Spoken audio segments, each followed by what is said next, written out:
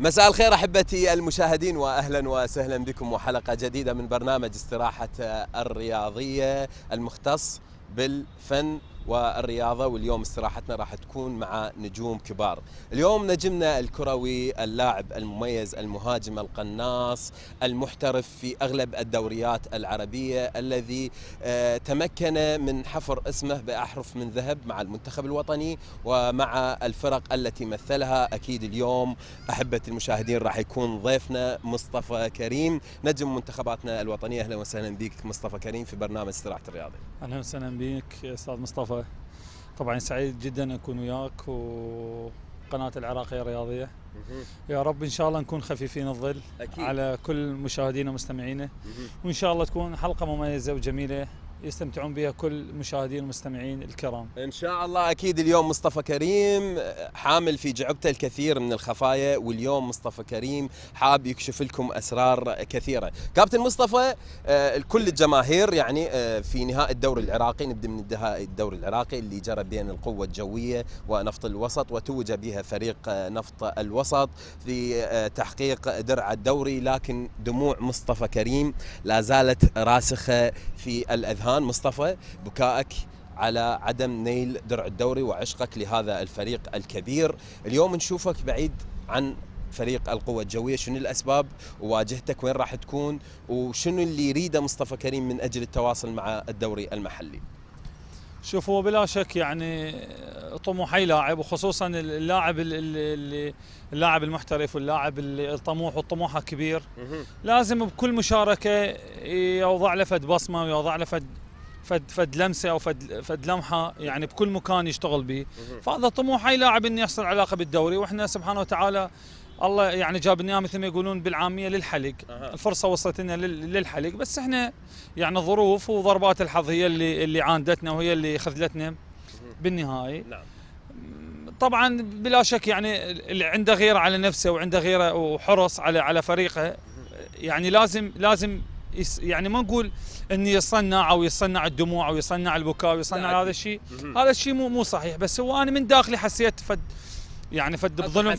طبعا هذا الشيء لين قلت لك انا طموحي كان ان احصل على لقب الدوري، هو الله سبحانه وتعالى وصلها وسهلها انه بقت باللحظات الاخيره، بس نعم. هو توفيق. نعم. بلا شك حرصي على الفريق، حرصي على نفسي، حرصي على عائلتي، حرصي على اسمي، حرصي على الفانيله اللي البسها، حرصي على رزقي. نعم. هذا اللي خلاني اني تنزل بهاي الدموع. كنت متاثر جدا، الله شاهد علي. يمكن معلومه ما حد يعرفها. نعم. 3 ايام انا مريض بالفراش، احنا كان بيوم رمضان وموجودين، يعني حتى عائلتي زعلوا علي بهذا الموقف، يعني قالوا خلص يعني انت شو تريد تسوي، يعني تمرضت وزعلت وحزين جدا. ما راح، بس هو قلت لك انه كانت بلحظتها يعني صعبه بالنسبه لي.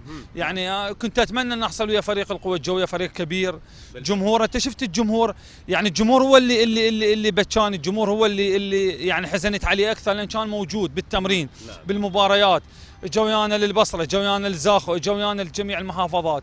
كنت نتمنى ان نحصل فد لقب لهم. نعم. هاي النجوميه جبرتك بان تعاني معاناه الجماهير. اكيد النجوميه لها دور فعال ومؤثر على مصطفى كريم. مصطفى كريم يعني ما توصلت الى فد حل الجمهور يريد يسعد، جمهور القوة الجوية ما قدرت تتوصل فد حل يقنعك بأن تبقى مع فريق القوة الجوية، بعدها انتقلت إلى فريق زاخو.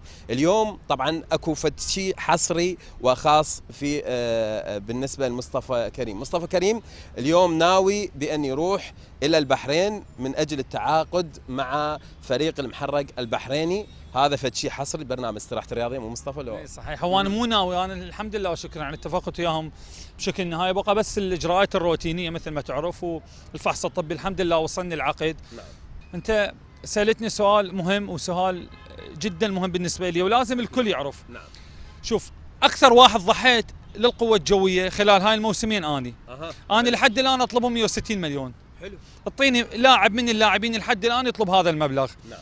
الوحيد انا من اللاعبين اللي رحت على الاداره هذا الموسم، بدايه الموسم التعاقدات، قلت لهم اني اريد ابقى وانا مستعد اني ابقى وياكم، يعني مو مشكله الفلوس. نعم. هل هذا جزاتي ان اداره القوه الجويه المحترمين، اداره القوه الجويه المحترمين، هل هذا جزاتي ان يقدروني بهذا الشيء يقيموني ويقولوا لي ان انت نعطيك بس 150 مليون والمدافع ماخذ 240 مليون. شوفوا كل واحد رزقه. نعم. يعني انا ما اريد اقيم، الله سبحانه وتعالى اللي يقيم الارزاق. لكن انت فدتهم بالمباريات الاخيره، سجلت اهداف. انا هداف الفريق. نعم. يعني بالارقام حتى اذا مستواي العام الناس تقول مصطفى كريم مستواه مو زين، ومستوى مصطفى كريم ما قدم كل ما عنده، صحيح. تجي كل فتره تجي ظروف اللاعب ما يكون بمستواه الطبيعي، لازم يحصل له دروب. بس انا بالارقام انا هداف الفريق. يعني اذا تجي بالورقه والقلم يكون اغلى لاعب المهاجم وهداف الفريق، انا مهاجم وهداف الفريق. لازم اذا تجي تقيمني بالارقام انا اخذ اكثر واحد بالعقد. كل واحد ورزقه، تجيب سين صاد ايش قد ما ياخذ، هذا رزق الله سبحانه وتعالى ما حد يقدر يحدده. بس هل يجوز المدافع وحارس المرمى ياخذ اكثر من هداف الفريق؟ انت بالمنطق. بس انا اريد اسالك سؤال. لا انت انا ما لا تقحمني بهذا الموضوع، انا اريدك تقنع الجماهير. الجماهير يقولون مصطفى كريم ما وقع من اجل الماده، زين يقولون والدموع اللي بكاها على الفريق وحرصه. سالتني وانا جاوبتك. نعم. هل من المعقول ان حارس المرمى ياخذ مبلغ اكثر؟ انت بكل العالم شايف حارس مرمى ياخذ اكثر من مهاجم؟ مستحيل. شايف مدافع ياخذ اكثر من مهاجم؟ انا ما طلبت شيء. يعني بكل العالم الانديه هي اللي تتصل باللاعبين، انا حبا الجمهور الجويه فقط، الناس الشرفاء اللي يحبون القوه الجويه. نعم. الحمد لله والشكر، يعني ما محتاج لاي شخص بفضل الله سبحانه وتعالى، بس انا محتاج جمهور الجويه، لان جمهور الجويه يصعدون اي لاعب، يوصلون اي لاعب، يشجعون اي، يعني وخصوصا من يحبون اللاعب. بالفعل. الحمد لله والشكر علاقتي بهم طيبه جدا. نعم. ما قصرت وياهم باي شيء من اول مباراه الى اخر مباراه. انا جيت مرحله واحده اخذت بها هداف الدوري. انا موسمين بالقوه الجويه مسجل 28 هدف، اعطيني اي لاعب بالقوه الجويه مسجل هذا الهدف بموسم ونص. نعم. ويا القوه الجويه. المهم اداره القوه الجويه، يعني اذا اقول لك عن المبلغ يجوز راح تضحك، يعني طرده بادب. ولحد هاي اللحظه هم ما يريدوني. مدرب اول ما اتفقوا ويا الكابتن يعني اكو تواصل مصطفى، خليني اقطع كلامك بخير، اكو تواصل، خلي الجمهور، انا الجمهور حملني امانه، جمهور القوه الجويه العاشقين مصطفى كريم. انا ما خليتني اكمل لك جوابي. نعم. لحد هاي اللحظه جمهور الجويه رايدني، بس اداره القوه الجويه ما رايديني. لحد هاي اللحظه الكادر التدريبي بالاجماع رايدين مصطفى كريم، بس الاداره ما رايدتني. خلي يجون يواجهوني يقولوا لي شنو السبب.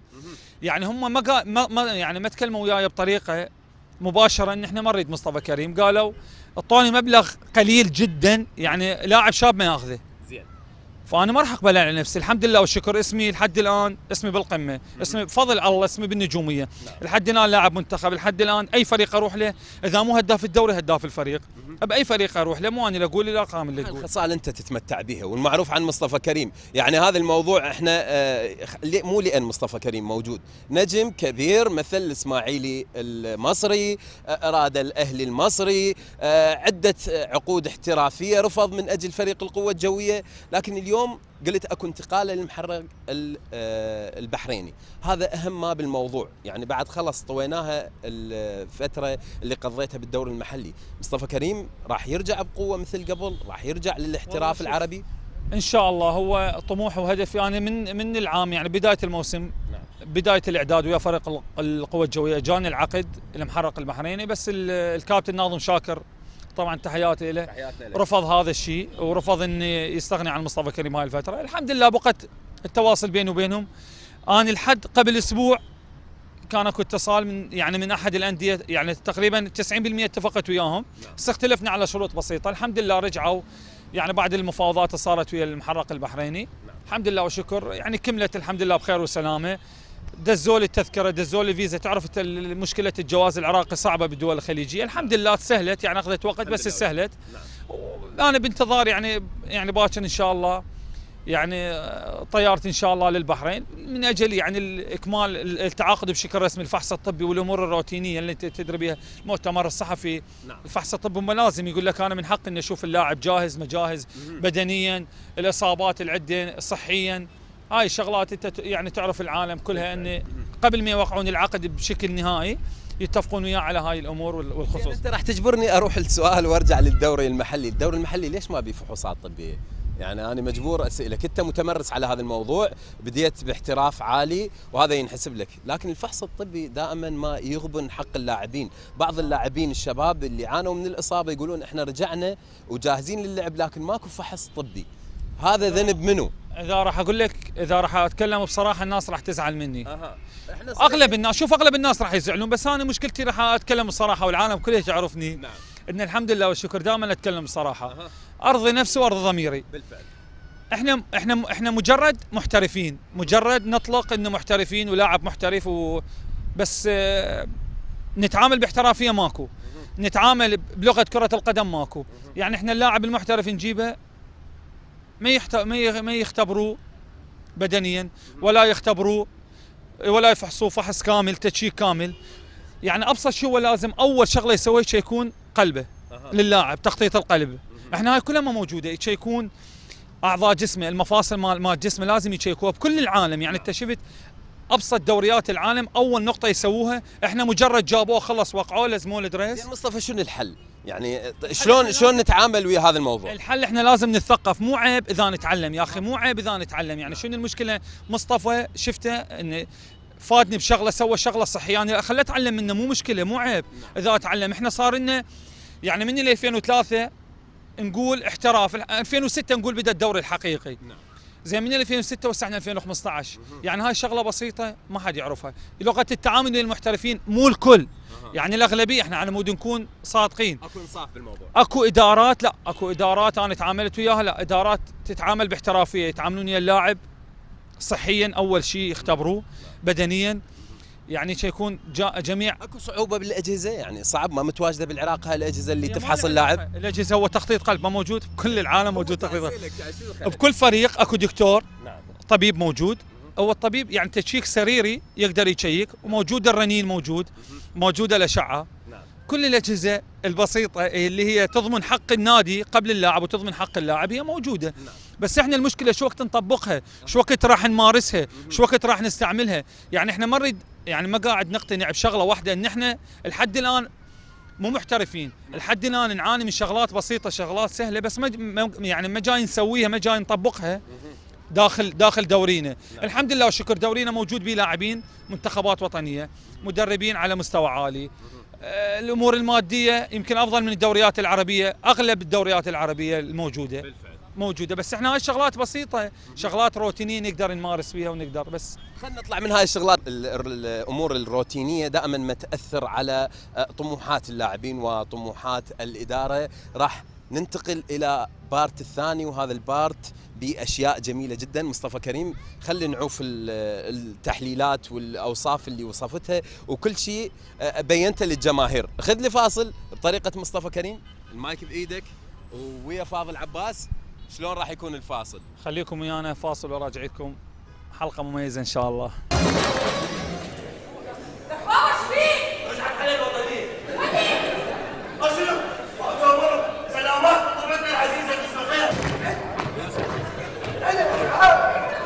لك شغله جيت المرة تبارك صح؟ كله من البدايه. يا والله هاي صفحة ما صدقت، عبط محسوبين بعرس. يا بعد شوي معلم.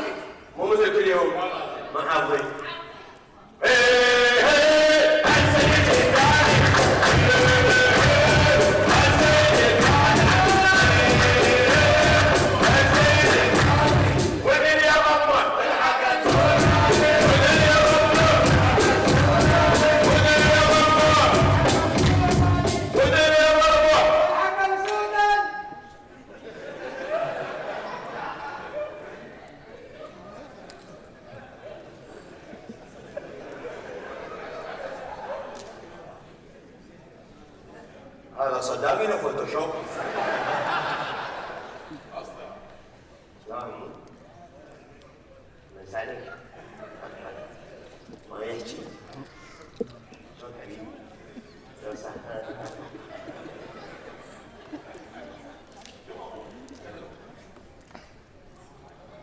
شو كان يصير عليك شنو؟ هو يعني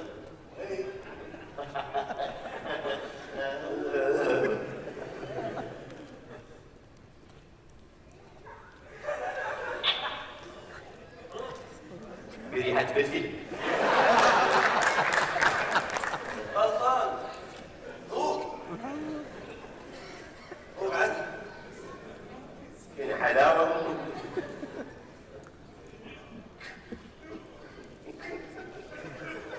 طيب 25.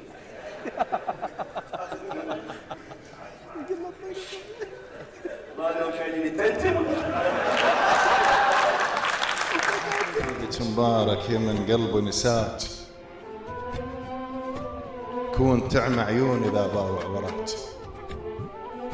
كون اشم كتال ابوي ولا ارد اشتم هواك. خلص رمضان اجمعنا وباكر افطر، عيد المبارك على اللي خذاك. قبل قلتيلي الورد يشبهني حيل، اظن تتذكرين من قلتلك حشاج، قلتلك تروح السما فدوى السماج، قلتلك اخسر عيني حتى اكسب، قلتلك اكسب راح تشل برضاك. ردت اشطب اسمك من كتاب عمري ورجفت ايدي، وصفه يا روحي شجاج، انت يا الكلش عنيده شروضات. لا يا روحي ملح المعاتب مرض للقلب قاع، وانت شجره وتخفى ايات بذراك.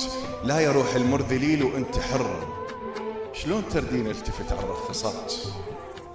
المصيبه ما اشق بالصور تلتم، النار ما ادري شجاها ما رضت بالصور تلهم، وجوه فوق النار ترسم ما ادري يا قبال يشتم. رمز وبلا فيل يهدم سولفي والريش امانه برقبه جناح العشق، سولفي والدين تحفر ببيت المفارق صدق. سولفي كم شجره ميته شافتك عن بعد دنيا ورد نبض بيها العرق. سولفي اما انت ببرة كحل عيون الفتك، سالفه رمضان حبنا بساع خلصت، وفطره العشاق بوسه بخط طفلها استوى صاير. عيد الفراق اللي جانا خليجي يلقانا حاضر، لا يقشمرنا بضحكته ولابس هدوم المقابر. عيدك مبارك وحق ذاك غلاج، لو شمس قدام صرت ما ترس عين الرواج. عيدك مبارك بدون وعيد المبارك بلاج، والى مصطفى يسر. الله عليك يا ميثم فالح. أحبة المشاهدين، وصلنا إلى فقرة فنان ورياضي، واليوم مع نجوم بالفن والشعر. ميثم فالح بدأ بقصيدة راقية جدا، يعني استفزتني.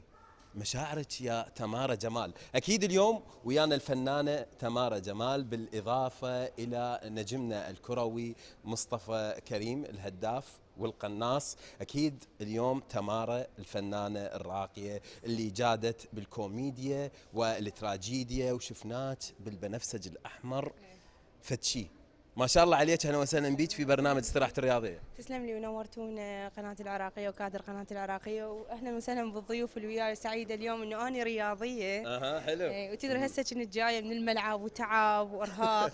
مو صحيح؟ لا اكيد صحيح. اهلا وسهلا بيك في برنامج. وميثم فالح الراقي، الكتلة من المشاعر، شكرا لك وشكرا لقصيدتك، والشجرة من شافتها على مسافة واستفد. يعني هاي الدنيا.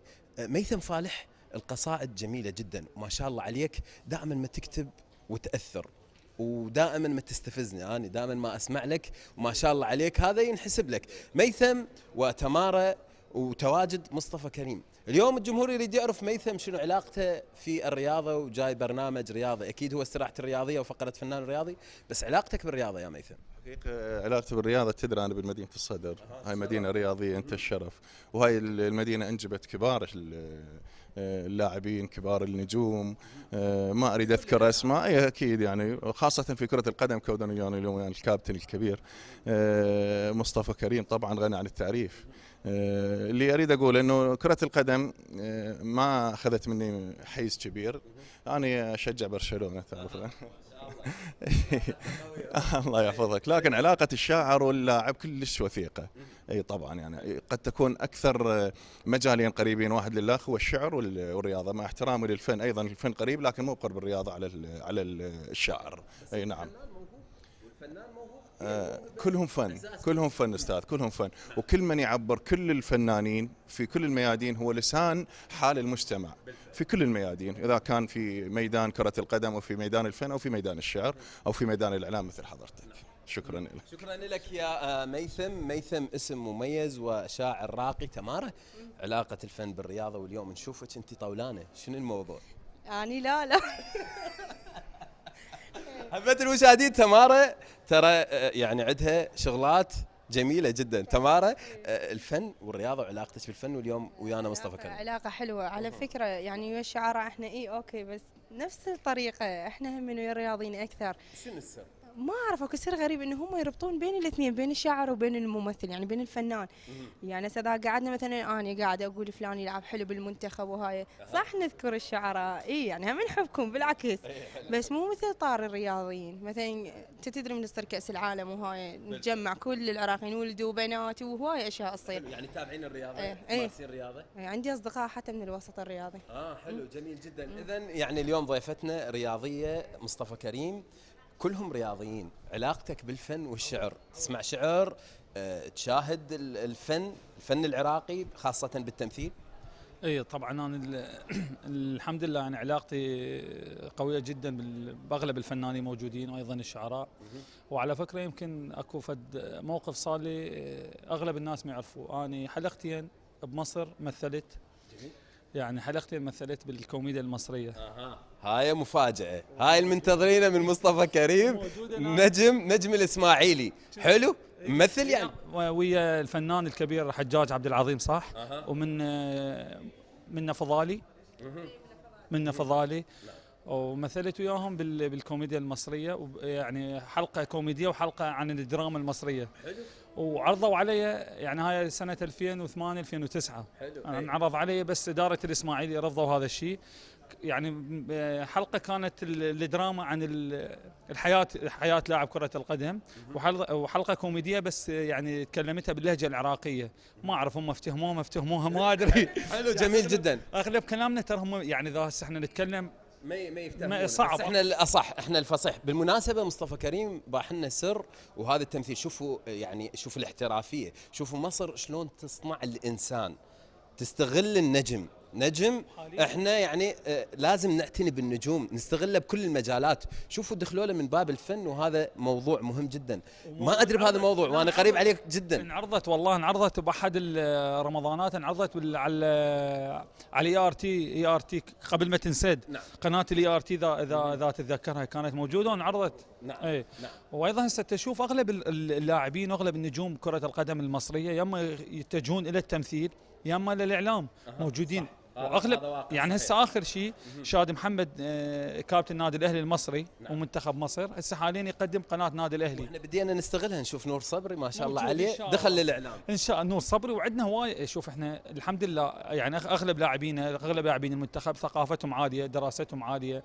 بالفعل. يعني اللكنه، البيئه، المجتمع اللي عايشين به كلها متواجدين، يعني كلها الحمد لله حاصديها. يبقى بس موضوع الصناعه مشكله كبيره بالنسبه للعراق. يعني نستغل النجم وندخله بمكان معين حتى يرتقي بواقعنا، يعني حتى نشاهد هذا النجم حتى لو كان رياضي في عدة مجالات يساعدنا ونشوف، وحتى البقية تستلهم من هذا النجم. ميثم فالح، دور النجم في كل المجالات. اليوم احنا عندنا 3 مجالات: رياضة، تمثيل وشعر. اليوم الشعر بعيد كل البعد عن المادة، الموضوع الاقتصادي. ليش لاعب كرة القدم والممثل يتقاضى أشياء تعينه في المستقبل؟ قضية مهمة جدا. ليش الشاعر لا ماكو مشكلة إن شاء الله. قضية الشاعر ليش بعيدة عن العامل الاقتصادي؟ الشاعر هو الناطق الأكثر باسم المجتمع حقيقة، وللأسف اليوم السياسة هي اللي تسيطر على المجتمع، على كل تفاصيل المجتمع. الشاعر دائما يميل للتمرد. عرفت شلون؟ دائما اكيد كشاعر. اي نعم، ماكو شاعر ما متمرد حقيقة. فالسياسي يخاف من الشاعر، عرفت، لأنه لسان وصوته واصل، المجتمع يتأثر به، ممكن يغير. يعني ثورة العشرين العظيمة قامت بهوسة، حل فرض الخامس قوموا له، خلاص. إذا من اللي قام بها الشاعر. عرفت هسه يراد العشرين وحده، لا إن شاء الله قامت، إن شاء الله قامت.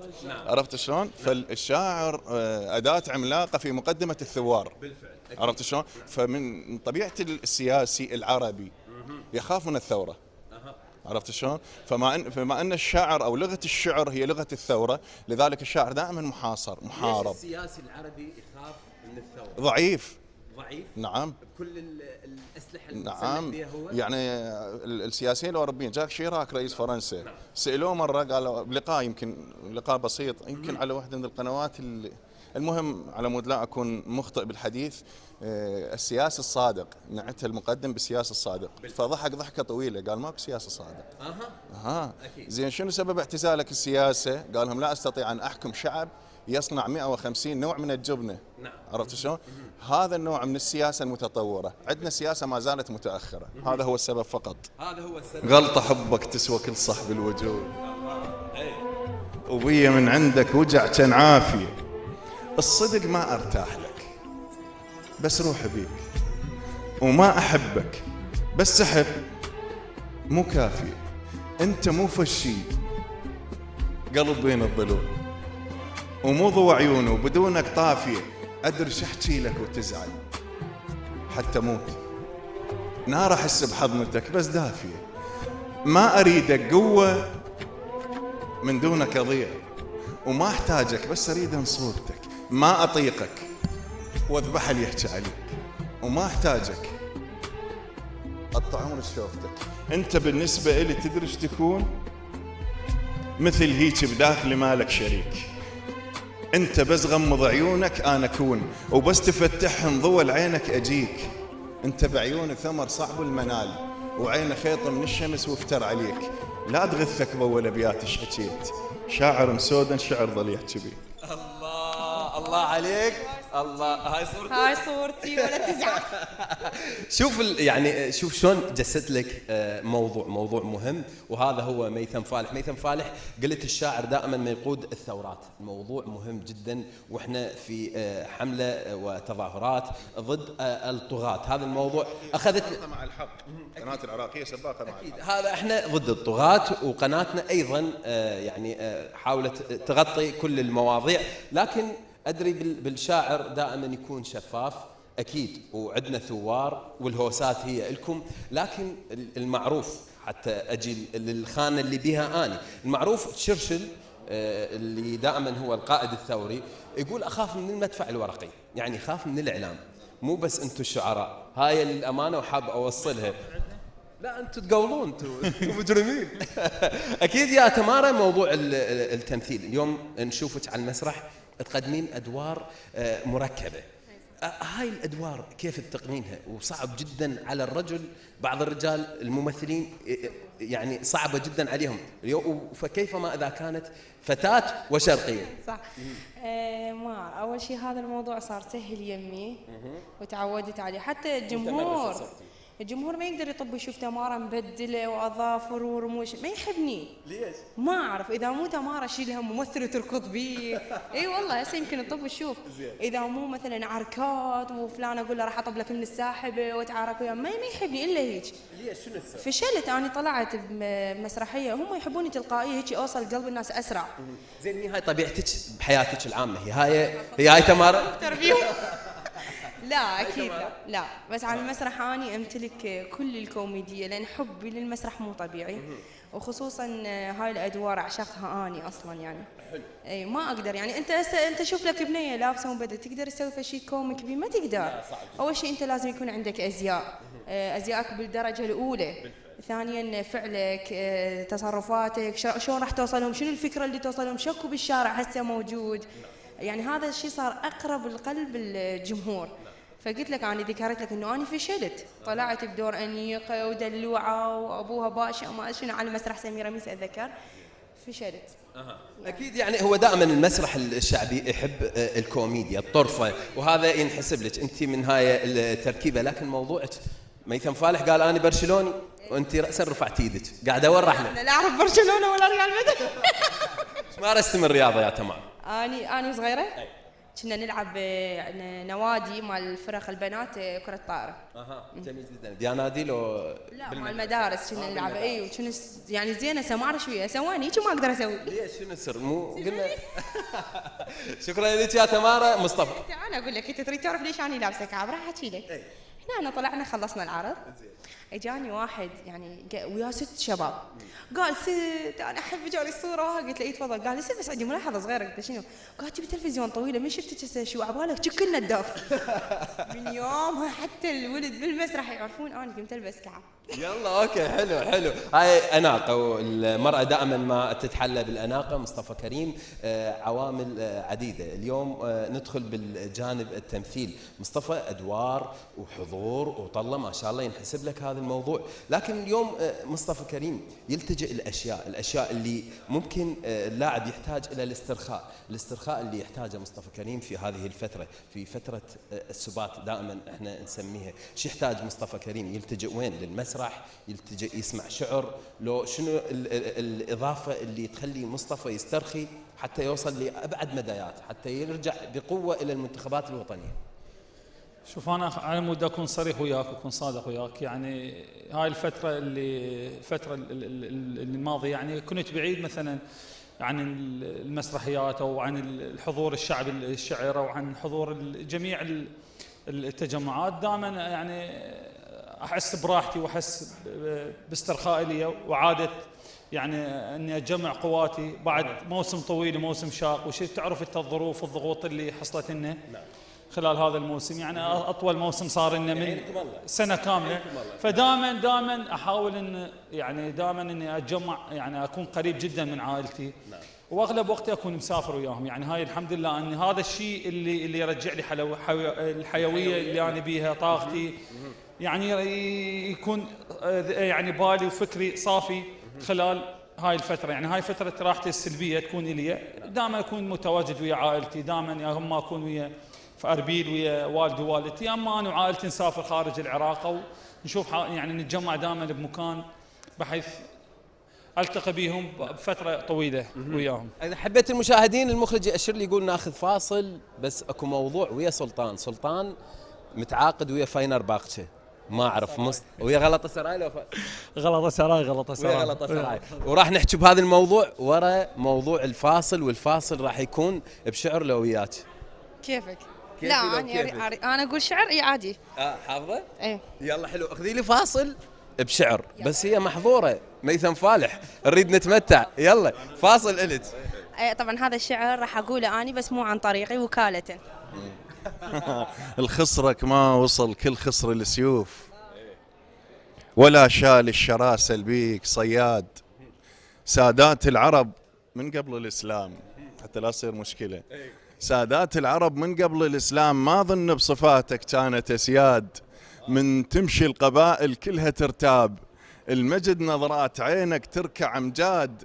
ما ريد التفاخر جدك اشجان واجب بيك تفخر كل الأجداد. الأخطل والحطيئة تحيروا بيك وبوصفك جرير بكبره ما جاد. من تضحك ثمود الفرحك تعود ومن تحزن يرد كل الجرى العاد. ايش عجب تبعد علي لو ردت تمر بيك يلبيك الغرور مطعم وعناد. ما لزمك حبيب بقصد مو زين ألزمك خاطر اخذ منك مراد. الله ليش اشتغلت؟ ما اشتغلت. ما رجعت. يا حقير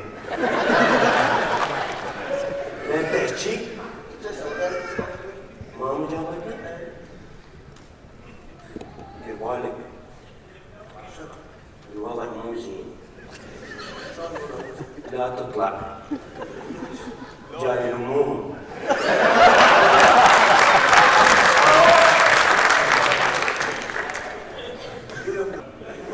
لا تطلع عزة عزة بعيني ايش نوم لا تطلع وين ماما لا انا ماما ضربتك شوي لا حبيبي اسف عمري حياتي لا ما شقاي حبيبي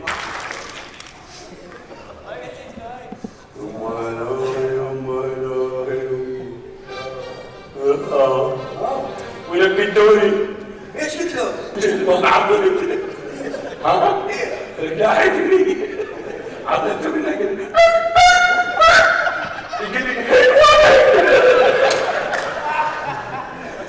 ايش دخل فيك؟ ايه هنا بوصل ما صحت الطيران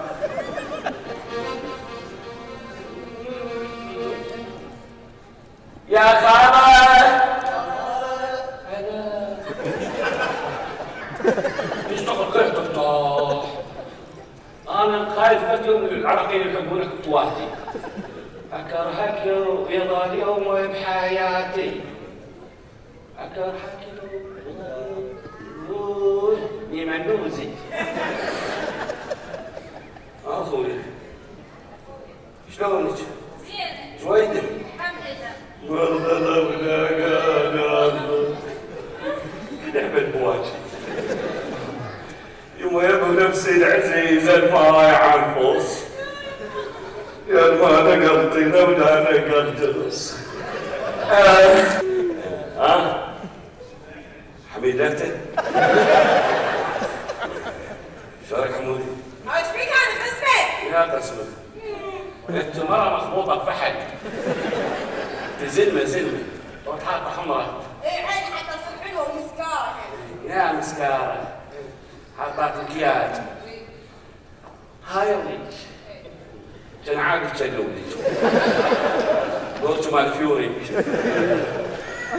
هاي وليك تكون شايفين قبل لا يجي المسرح وحكوا بضربه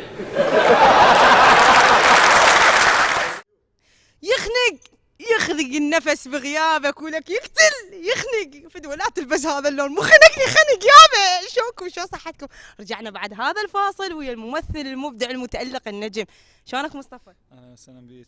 اكيد رجعنا ويا المخرج المتألق ميثم شلونك ميثم؟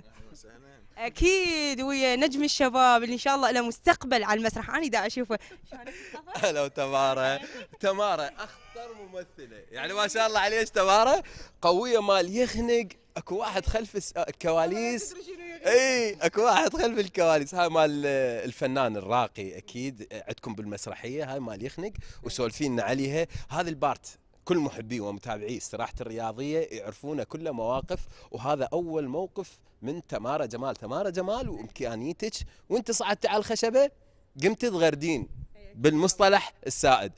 تمارا هذا البارت نريد موقف اريد اغرب موقف صار بتمارا جمال. هاي اغرب موقف مو بس هنا بالعالم كله. شو احكي شو اقول؟ مشتريه سياره اول ما بديت كان عندي كيو حلو اصلا ما اعرف اسوق نزلت من معرض مال حبيبي وامشي ويجي عليك يا الله. حلو والله مو كذا صدق. وحده شيء اي طبعا هاي ما احكي لك السيارات طوطوط انت من صعد السياره ما احكي لك ايش صار بالشارع. اي فانا دا امشي اسمع السياره تسوي غرر يابا ايش بيها هاي وقفت يم المرور قال ام داني طاح حظي علي من رافعه سايد بريك وتمشين عود يشترون سيارات. بس ما احكي لك الفشله اللي اني فيها. شكرا حلو عمي تسوق ومرتبه وسايقه مال السياره. لا هو السياقه ذوق وفن واحترام اكيد وسايد بريك. قوي. بعدني ما اعرف شنو اسماء اغراضهم ذني يعني بس اقول له مثلا عطلان عندي هذا ما ادري شنو هذا هيك ما ادري شو هذا عطلان. مو هو كان هيك صاير. حبة المشاهدين فنانة والفنان دائما ما يبتكر الاشياء بس فكيف ما اذا صار عنده فد موقف. مصطفى نريد فد موقف ومواقفكم كيف؟ تفضل ترجع مو متنا. والله العظيم ما يحضرني أي موقف عندي بس حاليا اي والله تذكرنا؟ ممكن اتذكر وممكن لا. ممكن ميثم فالح نريد فد موقف وانت شاعر. سابقا كان الشاعر ما معروف، ينعرف بالاغنيه مثلا او كذا، ينكتب بس اسمه. اي بس مثل الان ما كان اكو اعلام. نعم.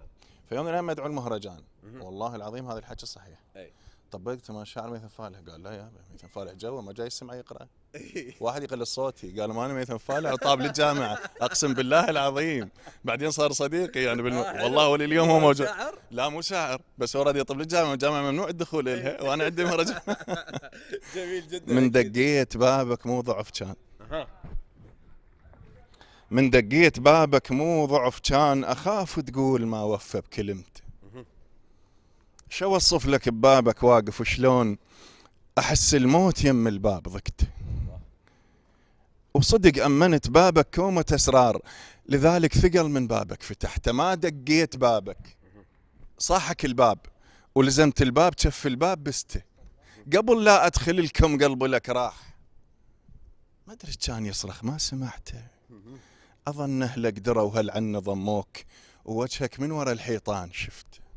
خفت تغلط عيون تجيب طاريك، لهذا الشوف يم الباب عفته، وخفت يغلط لسان وباسمك يصيح، وهذا لسان شاعر صعب وسكت. طلعت من بيتكم لو جبته وياي، ما ادري الجسد بالبيت عفته، مدام بوجه الابيض خلصت وياك، مدام بوجه الابيض خلصت وياك، حمدت الله على الصار وشكرت. الله الله يا ميثم فالح. اليوم ميثم يعني هو من دون ما التقي به هو اني كارثه وياه، فاليوم يعني اشياء كثيره. مصطفى يعني سمع شعر وقال تذكرت موقف. يلا يا مصطفى. لا كانت عندنا بدورة ابطال افريقيا الاسماعيلي ضد الترجي التونسي، لعبنا بالاسماعيليه خسرنا بها بضربات الجزاء. انا كنت وين المباراه احتياط انا وعبد الله السعيد هسه نجم نادي الاهلي المصري لاعب المنتخب، فشايف الاعلانات نسوي حماء، عبد الله سوى تمطيه ونزل راسه يعني بحيث ما يشوف المدرب. نعم. يعني المرونه دا يسوي مرونه، فدا يسوي حماء، دا يسوي حماء، فما شاف المدرب فنازل جو الاعلانات دا يسوي حماء. المدرب ما صاح، قلت له عبد الله روح. هو راح على المدرب رئيس، كان عندنا مدرب برازيلي حقنا من ذولا اللي صعبين كلش، فراح على المدرب عباله ان المدرب صاحه يريد يبدله، راح عليه راسا بدل، حكى بالانجليزي قال له شو تريد وين يعني بمعنى، قال له وين انت جاي من، قال له انت مو صحتني، كان يرجع لي من هناك. انت ورطته؟ اي والله العظيم انا ورطته، رجع لي من هناك وزعل مني. لا اكيد هاي المواقف معه. الرياضيين بيناتهم يخوفون، ومصطفى كريم خلى خطيه النجم الكبير اكيد يعني تورطوا ويا المدرب، وانت تعرف يعني المدرب من الصعب تقنعه. كانت المباراه صعبه، الملعب فول، احنا كنا مشدودين يعني لازم اي شيء نسوي، فهو ما يدري قلت له عبد الله روح ركض، هو هم نزع الدريس لا قويه ورجع لي والله العظيم وما لعب بذيك المباراه. والله ما لعب لان المدرب زعل منه. بعدين لما عرف المدرب عاقبني لي. عاقبك لك. رايكم يستحق له لا؟ تمارة موقف. اي عندي اني والفنان احمد طيب. تحياتنا للنجم الكوميدي احمد الطيب، وطبعا احنا على خشبة المسرح الوطني وخلف الكواليس احمد الطيب، واليوم احمد الطيب لابس قاط، والله اللي يستر من القاط لان اكو فد شيء ورا هذا القاط. بالمناسبة هو سلم مسوي رجيم وضعفان هوايه. غيرانه منه يوم يركض ورا اكل تفاحات الخضر. ها تاكلين اكله؟ ايه. ليش؟ غار منه شلون ضعف بسرعه راح سوي مثله؟ ما دا اقدر. شلون ضعف انا لا داشك بي هذا مسوي شفط. مسوي شفط. اظل اتجسس وراك احمد. يلا حلو. نريد فد موقف انتو احمد. احمد يوميه احنا بالكواليس تمام راح نطلع على المسرح، مو تنسين هاي القفشه اللي اقول لي انا اطلع هنا انا اقف وانا انساها، شو يقول لي؟ فهو خطيه يقولها، شو يقول بعد قلتها علي ما تتذكريها. مواقف كثيره انتو واحمد وانتو الفنانين، اريد اصعب موقف صار عليه خشبه المسرح. هنا صار ما اتذكر صار وياي حتى لو صار انا عادي يمي. يلا اوكي. اريد تجسيد الشخصيه مركبه القسمه. يلا سوي لنا اياها هسه. هي مسترجله. ايه يلا. ايه يلا اوكي. يعني شنو ظل انا اتعارك وراكم، دمرتوني قتلتوني، وما دشش لي واحد بالمنطقه، شلون بيا بالله اني يجي حبيبها فرحان، ها شنو ما تحبني؟ ايش بي يعني عيني ما انحب؟ يعني هاي قسمه؟ لا انا اريد تماره ما اريد قسمه. تمارا لا احبني الله يخليك. هذا دلع البنات واكيد فنانه راقيه. لا اكو دلع بالموضوع ويا تماره اكو دلع. يعني ميثم فالح نشوف الفنان دائما ما يقدم، يعني من قلت لها قدمي لنا فد شخصيه انت مقتنعه به، قدمت لنا شخصيه. الشاعر طبعا اني ضد موضوع يكتب لي هسه، بس الشاعر والموهبه اللي عنده، عندنا شعراء يستسهلون بأن يكتب فد موضوع والفكرة بعدها ما جاية من أجل التواصل مع الجماهير، بأن بالمصطلح العام نقول يريد يبين عضلاته. يعني ميثم فالح صار بيك هيك موقف حرجوك أصدقائك المقربين عليك بأن هسه تكتب لي فكرة وبطريقة حلوة وطلعت من عندك فد ثمرة، طلع منك فد بيت جميل جدا ما زلت معتز به؟ الفنان من يشتغل ضمن المنطقة اللي يجيد اللعب بيها. نعم. الشاعر اللعب مالته يختلف، طبعا انا اقول اللعب لانه الكابتن موجود. لا اكيد انت هي مفردة سائدة. قدمت ما شاء الله. فدوى قلبك. القصيدة يعني ما لا يخفى على احد، كلكم مثقفين ان شاء الله. القصيدة يحتاج لها وقت، يحتاج لها مخاض. القصيدة كما الطفل يحتاج لها فترة، يحتاج لها موضوع. لكن بعض المسابقات يعني شاهدنا على اغلب الشاشات اكو مسابقات ما ينزل شعر استاذ مصطفى. ينزل نظم. ممكن انضم لك هسه اكتب لك ايش قد تريد، بس مو شعر. الشعر يحتاج له ملكه، يحتاج له سباكه. لكن اكو ابوذيه واكو يعني أكو صحيح خاصة موجوده نادرا. يعني المسابقات هاي يعتمدوها. وقلت لك ومرات يعني للصدفه تنزل، مرات احنا نكتبها بموقف او نشاقه بيناتنا الشعراء. يصير مثل ما مره نشاقان وجبار رشيد، تحياتي للاستاذ جبار ملك. طبعا اكيد جبار رشيد. فدوى قلبك.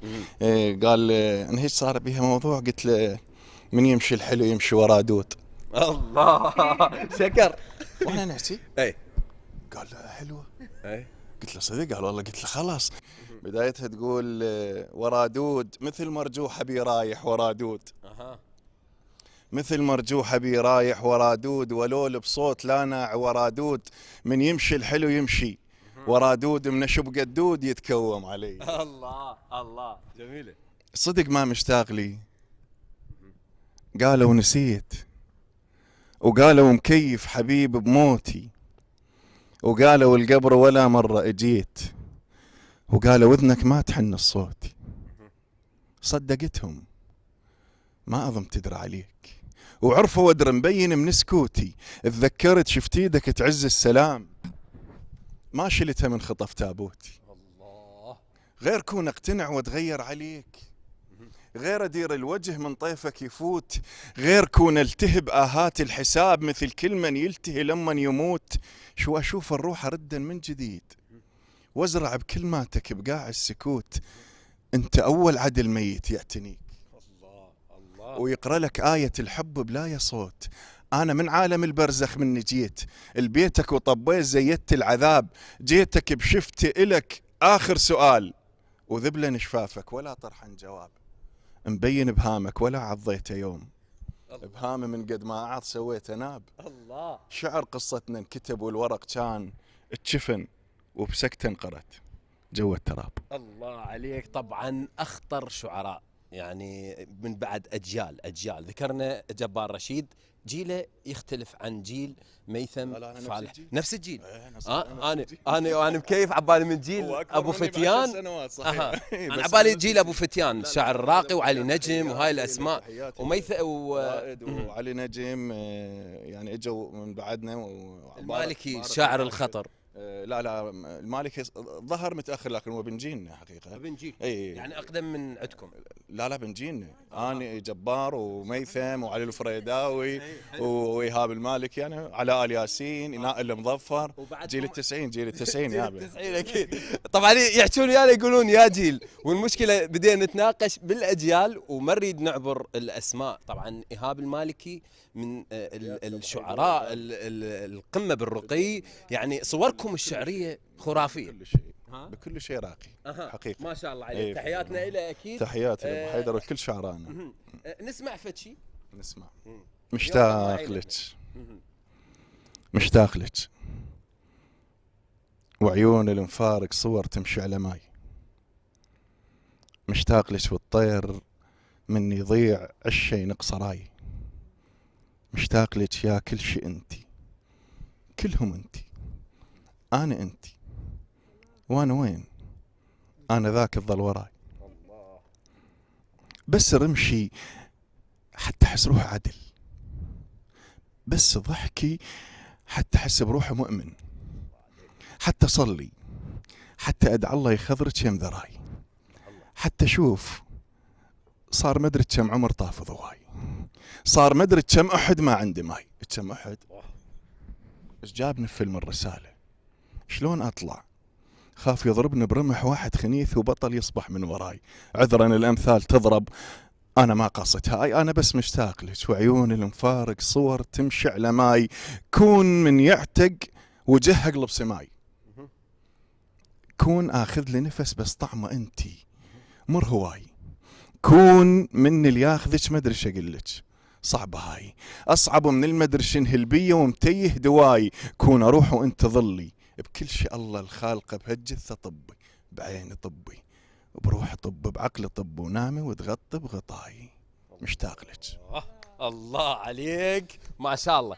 ميثم فالح نموذج للشعر العراقي الشعبي الراقي، ولا يهونون شعرائنا الراقين. هذا الجيل الاخير والقبله واللي قبله، وما ننسى المرحوم كاظم القاطع وعريان السيد خلف، هاي الاسماء المهمه.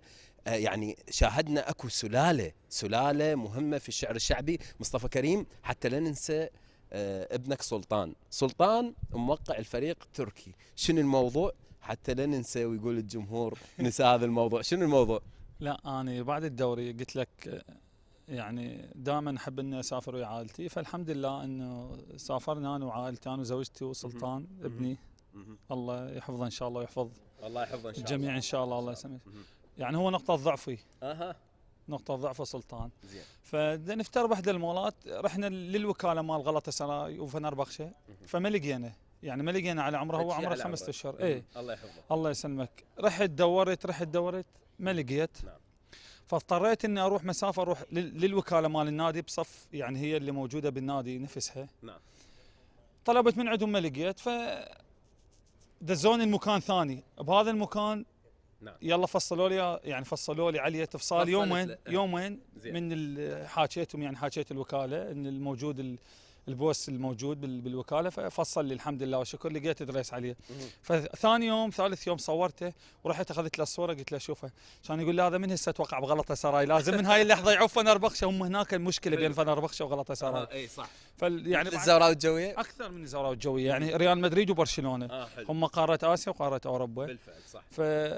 فقال لي من هاي اللحظه خلاص هذا غلطه سراي يعوف فنربخشه. ان شاء الله نشوف هاي الجينات الوراثيه من مصطفى كريم منقوله الى ابن سلطان. المخرج يقول دقيقتين وماكو هيك حوار بين المخرج والمقدم، اريد يعني هو هذا اجمل شيء اكيد.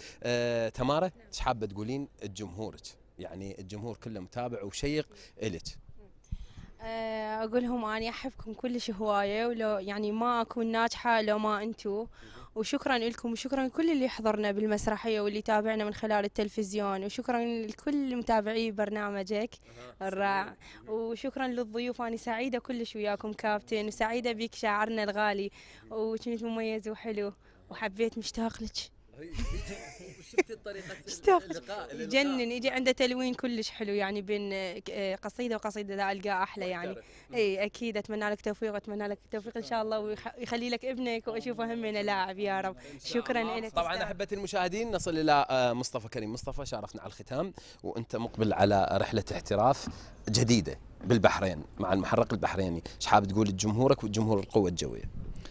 اول شيء طبعا انا حزين اني عفت جمهور القوى الجويه، بس هاي كره القدم، هاي الاحتراف وسنه الحياه. اتمنى لهم التوفيق ان شاء الله. ان شاء الله انت راجع المنتخب الوطني حتى لا انسى. ان شاء الله بعد مباراه تايلاند ان شاء الله اكون موجود على حسب على العهده الدعوة. على القائل اللي نعم. موجوده اني بعد ما سمعته.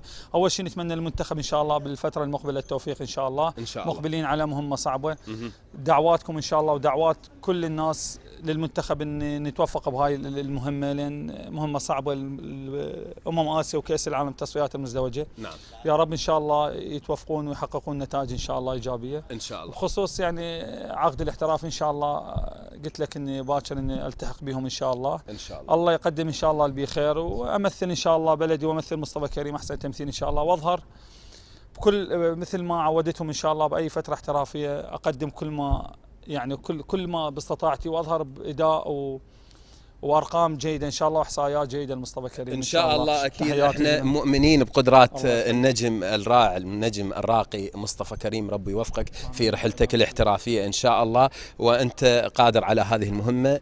ميثم فالح، اريد ختام ويا جمهورك وبعدين حتى نختم ويا المخرج اللي دائما ما يأشر لي. حقيقة اليوم تجربة جديدة واني اشعر بالثقة. اي والله. لا انت كلك فدوى لعمرك.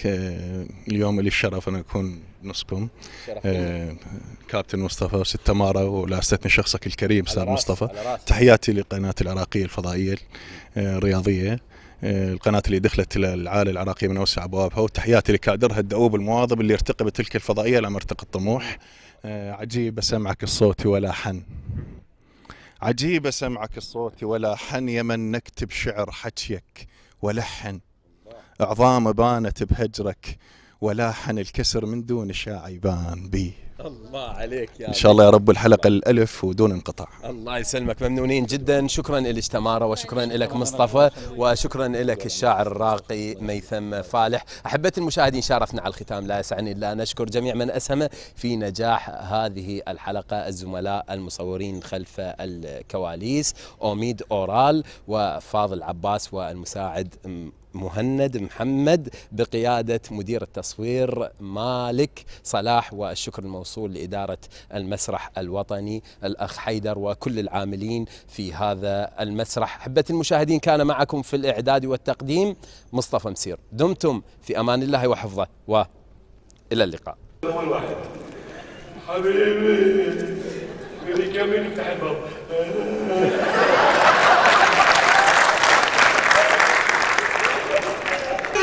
جل في هوى ليلى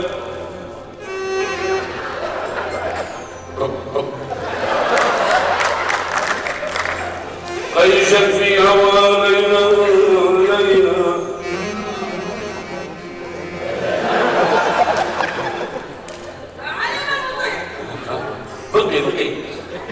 بقي جل في هوى ليلى بقي. الله أنا يا حسرتي كيف العمل نادي بجنود ولا ليلى يلتقي.